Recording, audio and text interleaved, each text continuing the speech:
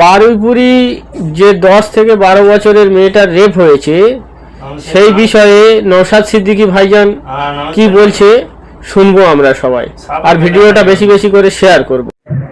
এই যে ঘটনা ঘটেছে আমার তো মনে হয় একটা পরিকল্পিত ঘটনা। বিজেপি নেতা এসে থানা থেকে যার নামে অভিযোগ আছে তাদেরকে ছাড়িয়ে নিয়ে চলে যাচ্ছে। আমরা কোন রাজ্যে বসবাস করছি?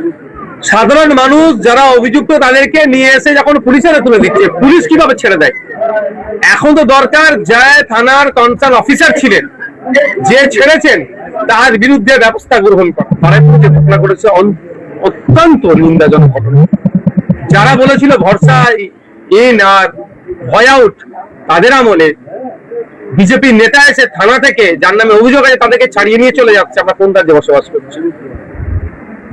সেই কোনো না কোনো জায়গায় ঘুরে ফিরে এসে রেপ হয়ে গেলে বলতো লাভ অ্যাফেয়ার আছে, খদ্দের ধরছে, সেই জায়গায় গিয়ে আসছে। শরীর থাকলে যেমন একটু ব্যথা জট্টর আছে, একটু ওই ধরনের হচ্ছে, এগুলো কি ঘুরিয়ে ফিরে আসছে? এখন দেখার বিষয়, বিজেপির কাছে একটা বড় চ্যালেঞ্জ, শুভেন্দু অধিকারী মহাশয় রাজ্যের মুখ্যমন্ত্রীর কাছে একটা বড় চ্যালেঞ্জ, এটা একদিন কিভাবে গ্রহণ করছে। তবে আমরাও লক্ষ্য রাখছি, কোনোভাবেই ছাড় হবে না, কোনোভাবেই ছাড় হবে না। জয়নগরে যেমন একটি বাচ্চা মেয়েকে রেপ করেছিল, সেখানে আমি পৌঁছে গেছিলাম, প্রতিবাদ করেছিলাম। এখানেও আজকে মেয়েটির বাবার সাথে কথা হয়েছে, আমার আজকে যাওয়ার ছিল, বিশেষ কারণে আমি যেতে পারিনি। আমি আগামীতে যাচ্ছি, মেয়েটির বাবার সাথে, পরিবারের সাথে কথা হয়েছে আমার, যে এটাও কোনোভাবে ছাড় হবে না। যা আইনি পরিষেবা লাগবে সমস্তটা আমি দেবো, এটা ওনাদেরকে আমি কমিটমেন্ট করেছি। এই ঘটনাগুলো গ্রেপ্তার করা হয়েছে এবং এই ঘটনা থেকে সাজা হবে, এবং পাশাপাশি যারা এই সমস্ত ঘটনায় ভাঙচুর করেছে বা ক্ষতি করেছে তাদেরকেও কিন্তু কড়াভাবে দেখা হচ্ছে।